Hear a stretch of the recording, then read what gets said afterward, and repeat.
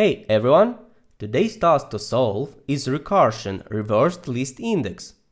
Write a recursive function that filters the items in an array, given as a parameter r, by positional parity, odd or even, given as a parameter par, starting from the opposite end.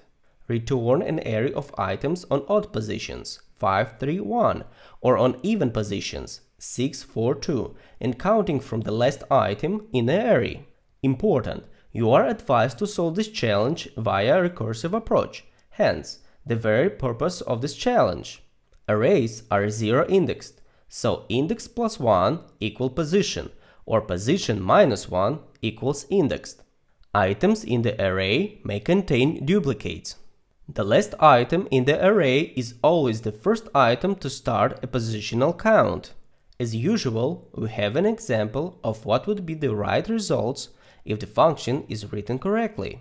In order to write a recursive function and return data, firstly, we need to decide where will be stored the variable that will be passed every time when we call our function. According to the test description, we pass two arguments, and in order to store the result of our function, we immediately add the third argument with the default value of empty array.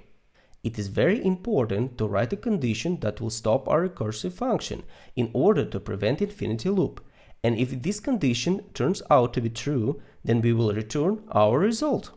One of the ways to create such a condition is checking the length of array, as every time we call our function, the array length will decrease. According to the task description, we must find values from right to left, and regardless of the parameter, we must gradually split our array by two elements from right to left. Now we have to decrease the length of array by two elements from the right every time the function is called, and we also have to handle these two elements. We can do two things at once. Using splice method help us not only return what was cut, but also to change our array. The next important step will be to reverse this sliced array. It is necessary for preserving the position of the odd element, since if our main array has an odd initial length, the only one element will be left at the end. That will change the position of the odd element. By reversing it, we have odd equal to 0 and even equal to 1. Now that we have figured out the position of even and odd, we can return the correct index based on the Boolean value. For this, we will convert the Boolean value to a number by comparing if the parameter is even, and if this is true, then the number 1 will be returned. If false, then 0. The last step is to add the given value to the result, but before that, we will make sure if the value is not undefined. Our function is ready. This was one of many options for solving this task. Look at it carefully.